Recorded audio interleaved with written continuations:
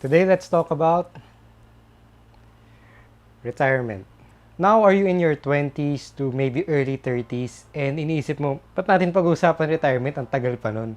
I'm still too young and wala man akong balak mag-retire anytime soon.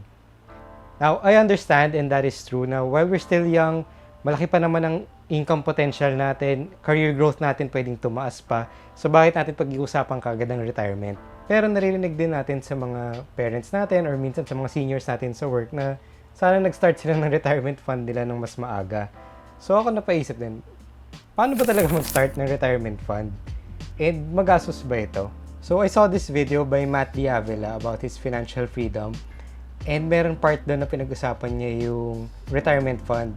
Step 4. Start a retirement fund.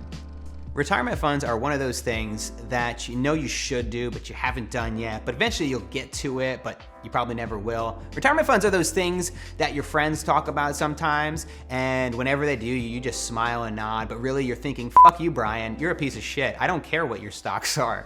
And then you think to yourself, what's a 401k? I'm gonna look that up. So, I decided to compute din kung magkano ba and paano ba mag-start. So, I went to a compound interest calculator website. Sana mag-focus. Yan. So, this is a compound interest calculator that I saw on the internet. So, for our initial investment, what if we invested 10,000 pesos to date for our retirement fund? And let's say right now you're 20 years old and plan mo mag-retire maybe around the age of 65 to 70. So let's just say 70 years old. So that's 50 years from now. Estimated interest rate, kuha tayo at 10% interest every year. And let's calculate.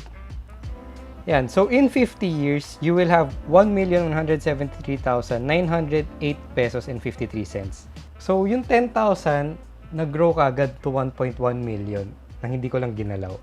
So that is the power of compounding interest. And 10,000, what is 10,000 today? Minsan, sa ibang tao, isang sapatos lang yon, o yung iba, isang budol lang yan ng kahit anong hobby nila. Now, let's try to recompute again.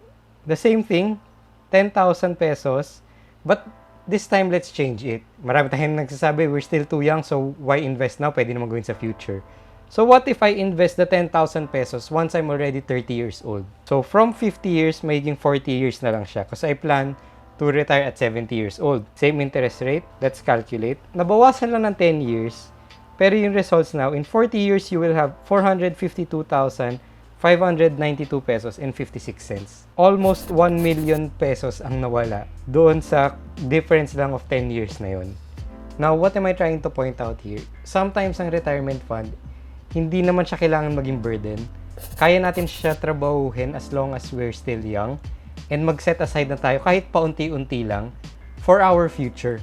Because that's correct that as we grow older, as we work harder, lumalaki income natin. Unfortunately, sometimes reality kicks in. Habang lumalaki income natin, lumalaki rin expenses natin. We gain more responsibilities. While we're still young, now is the best time to consider these factors habang mas konti pa responsibilities natin. Because let's consider some factors. What if in 5 to 10 years from now, you already start a family, nagkaroon kayo ng anak, and you're now paying for more bills, for your education, your tuition fees, kahit yung baon ng bata natin, added expenses on food, and what if wala nang natabi for the retirement fund? Saan na tayo kukuha nun if we didn't set aside while we're still young and while we still have less responsibilities? So that's just the food for thought. Maybe I could help you start your retirement fund. By the way, I'm Derald Umali. I'm a licensed insurance advisor. And we have some insurance options that give investment components that you could use as your own retirement fund.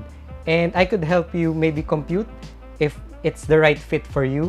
All you have to do is just message me or just leave a comment down below. Kahit ano na lang, just put how or paano po and I'll message you as soon as possible. So that's it for now. Stay safe.